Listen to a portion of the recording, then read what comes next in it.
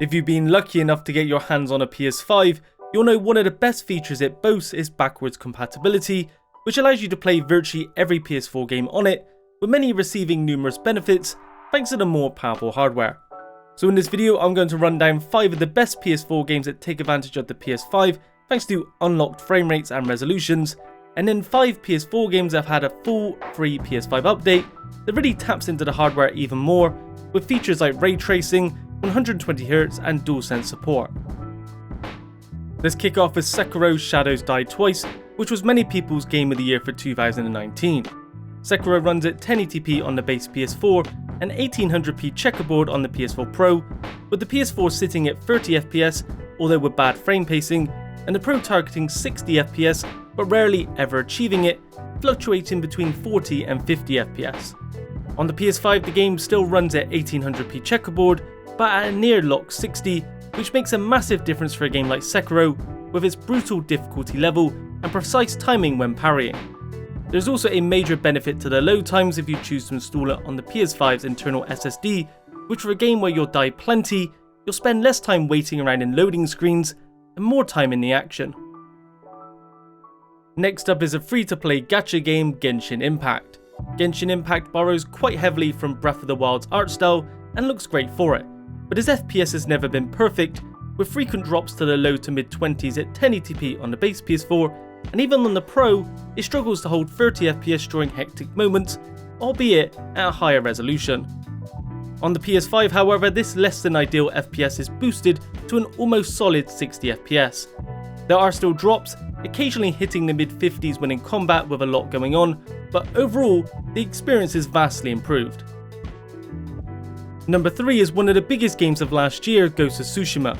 On the PS4 it runs at a standard 1080p at 30fps with some dips here and there. On the PS4 Pro there are 2 modes, one for resolution and one for performance. In resolution mode it boosts the resolution to 1800p while still sitting at 30fps, with performance mode holding a more locked 30fps but at 1080p. On the PS5 it still runs at 1800p in resolution mode, but is no longer relegated to 30fps, jumping up to a locked 60, which is a night and day difference. The performance increase really can't be understated, it makes the already fantastic game even better, and who knows, maybe Sucker Punch will give it a full PS5 patch in the future to further increase its visuals as well. Next is another PS4 exclusive that benefits even more than Ghost of Tsushima, Days Gone. Days Gone is well known for being a pretty good game that was marred by some performance issues on both the PS4 and PS4 Pro, with the FPS occasionally dropping to the low 20s on the Pro, with more harsh and frequent drops on the base PS4. This isn't an issue on the PS5 however, as not only do drops no longer happen, but like with Ghost of Tsushima, we now get a buttery smooth 60fps that completely transforms the experience. With Days Gone being added to the recent PS Plus collection, if you haven't played it yet, there's no excuses not to give it a go now. Next up is my favourite game of the last generation, God of War. Up until the very recent patch, you had 2 options on the PS5, play at 4K 30 or 1080p 60, meaning no matter which you picked, you had to make a pretty big compromise. The only way around it is if you had a disc copy and played it completely unpatched, which allowed for 4K 60, but that meant you were missing out on various updates. Well, the new patch is here, meaning everyone can now enjoy 4K 60fps, and it looks incredible. It's super smooth, super sharp, making it absolutely worth a replay on the PS5. Like with Days Gone, it's also part of the PS Plus collection, so free to download for PS Plus subscribers. Now we move on to PS4 games that have been given a full PS5 version, the first being Rainbow Six Siege, which is free to those who own a PS4 copy, and the oldest game on this list, originally releasing back in 2015. There are 2 modes for the PS5 version, resolution mode which targets 60fps at a native 4K, and performance mode which targets 120fps with a dynamic 4K. No matter which you pick, it looks and runs better than ever. The PS5 version is also bolstered by some fairly decent haptic feedback and adaptive trigger support, not to mention the new activity cards to help you get into the action as quickly as possible. Next up is Borderlands 3, which is also free if you own the PS4 version.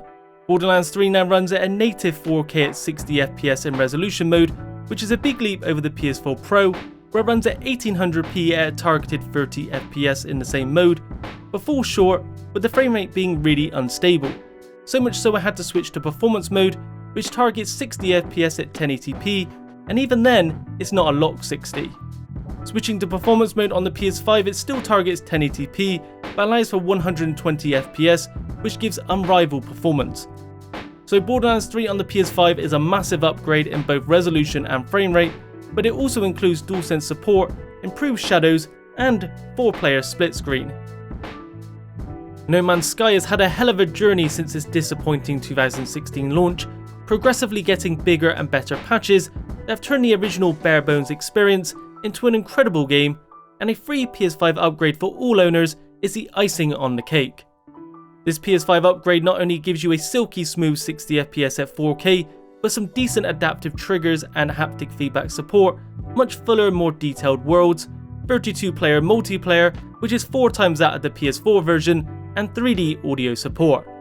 You can buy No Man's Sky incredibly cheap nowadays, and with it being the best it's ever been, there really is no better time to explore its endless universe. Alongside the expansion Beyond Light, Destiny 2 takes a leap onto the PS5 as a free upgrade. The biggest difference you'll notice is that it now runs at an almost locked 60 FPS in addition to a native 4K. Another interesting addition for the PS5 version is the ability to adjust the field of view, something that previously only PC players could mess around with. In Crucible mode, you can even bump up the FPS to 120 at the cost of resolution. There are frame drops down to the 90s, but there's no doubt such a high FPS will give you a competitive edge against other players. Finally, there is also haptic feedback and adaptive trigger support for the DualSense, which contributes to an all-round great PS5 upgrade. That brings me to the last entry, which is the PS5 version of Control.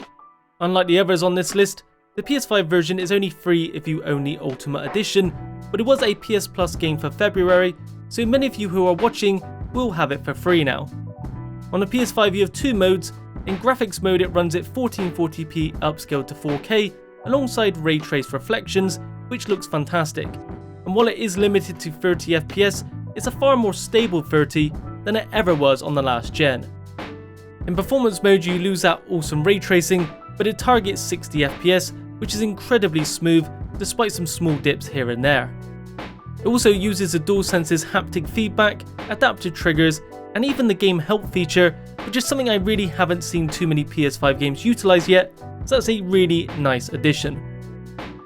Before I round things off, I do want to make an honourable mention to Spider-Man Remastered, which didn't make it onto the list because it's not a free upgrade to the PS4 version, it's a completely separate remaster that can only be had through the Ultimate Edition of Miles Morales, but does have some really great ray tracing and a fantastic 60 FPS mode, so it's worth shouting out.